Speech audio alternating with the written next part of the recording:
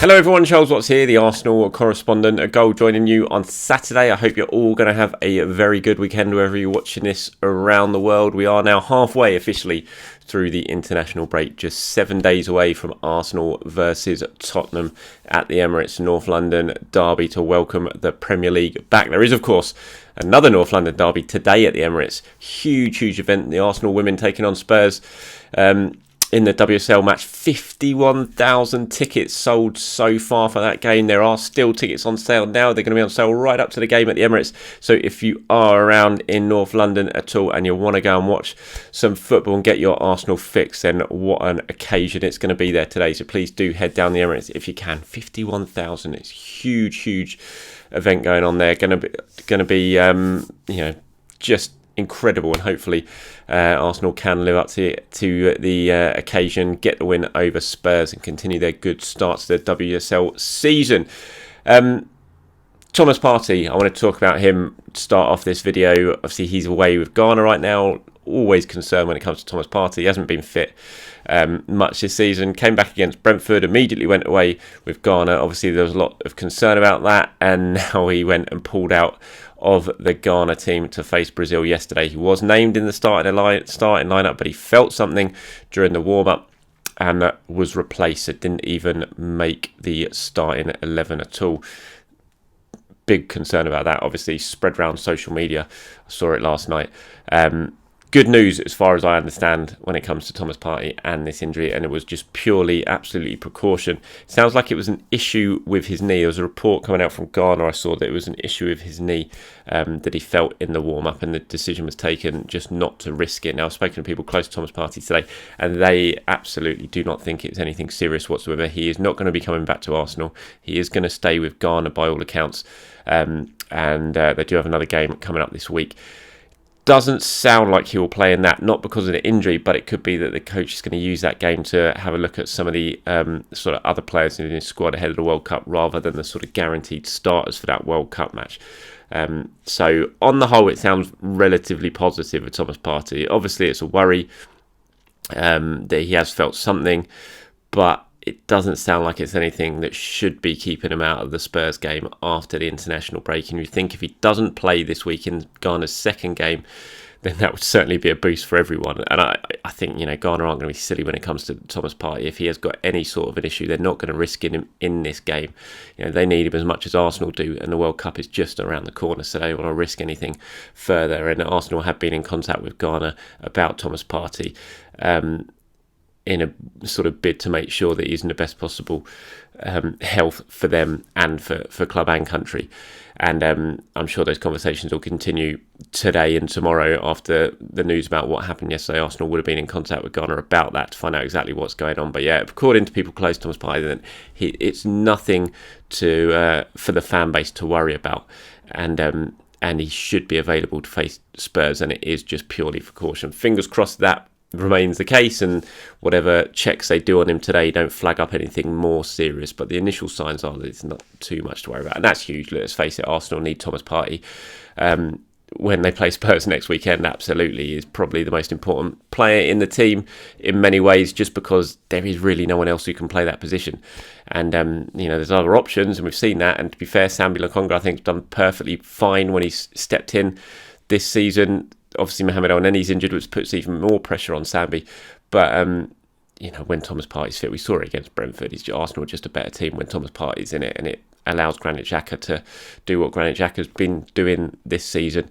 And, I think the drop-off, that sounds harsh on Sambi, but it is the kind of drop-off when Partey gets injured is potentially more serious and more vast than any other area on the pitch. Potentially him and Gabriel Jesus, and they're just two absolutely essential players. But fingers crossed, the signs are good, and this latest sort of issue with Thomas Partey is nothing too serious.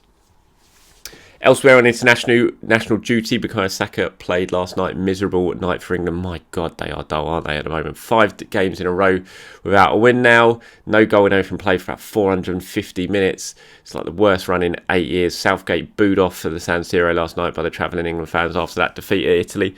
And it was a tough night for Bukayo Saka playing left wing back. And it's like, I know he can do a job there. He's so good that he can play anywhere Bukayo Saka and do a job. So I can kind of understand why managers using there, but still, what an absolute waste of brilliant right winger.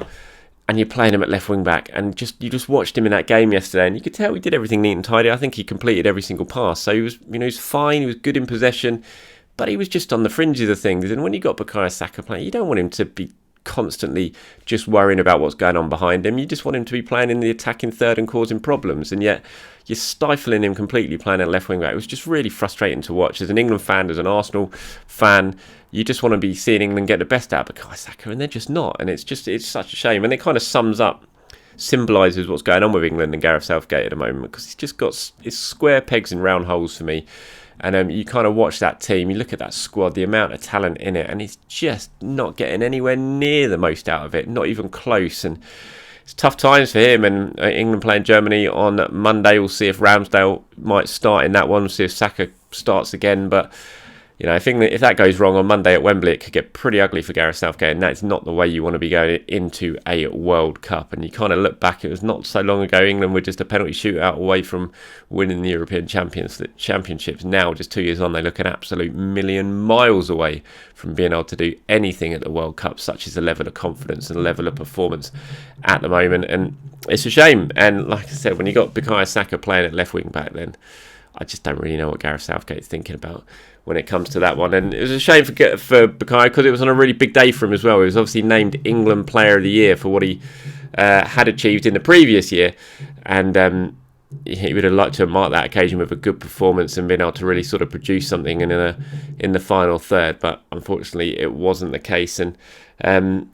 he's had a bad night. But he wasn't alone by any means. Lots of England players had a bad night last night. Elsewhere on international duty was a case of Arsenal versus Arsenal when Japan took on USA. Sorry, you can probably hear some banging going on at the moment. That's my son downstairs playing on his drum kit. Japan versus USA. So Tomiyasu versus Turner. Yesterday, Japan coming out on top on that one. USA looking at all sorts of trouble ahead of the World Cup as well, which doesn't bode well for England versus USA. I don't think that's going to be much of a spectacle at the World Cup, given the form both teams are in. But Turner had a good game actually. He was man of the match. It was the only good things to come out of it from the USA. He was, I think he made 6 saves. Could have been a far worse defeat for USA in that one. Tomiyasu, good day for him. Obviously, Japan winning 2-0. I saw the two players afterwards swap shirts, which is a nice little touch between the two Arsenal men. And so fair play to Japan. Commiserations to USA. Tomiyasu was actually speaking about his kind of future and how things have been going for him at Arsenal in the build-up to that game. And he said a couple of interesting things. He said, look, what's required in this league is quite high and I'm not satisfied. When you look at the players selected as starters in Premier League games, you'll understand what it's required to be there. I will work hard in order to get my position back. I don't think Tomiyasu has done anything wrong, to be honest, to lose his place. I just think he was obviously injured a lot towards the end of last season, couldn't stay fit, missed a lot of pre-season. I think missed all the pre-season, in fact, and Ben White just filled in there and he started the season really well at right back, and so it's a case of not changing a winning team for Mikel Arteta. So I don't think Tomiyasu is out of the side because of performances or anything like that. I think it's purely because of his injury, and then Ben White stepped up and Mikel Arteta just doesn't want to change things. I mean, Tomiyasu's still been used in every single game, I think, this season, or certainly the vast 95% of them. He's come on in the Premier League and he started the game in the Europa League, and he'll continue to play in the Europa League as well. And I wouldn't be surprised at some point in the season that he comes back into the starting lineup and becomes first choice right back again. I just feel at the moment it's because things are going so well and Ben White's performing so well, and Mikel Arteta doesn't really want to change things around, and I think that's perfectly understandable.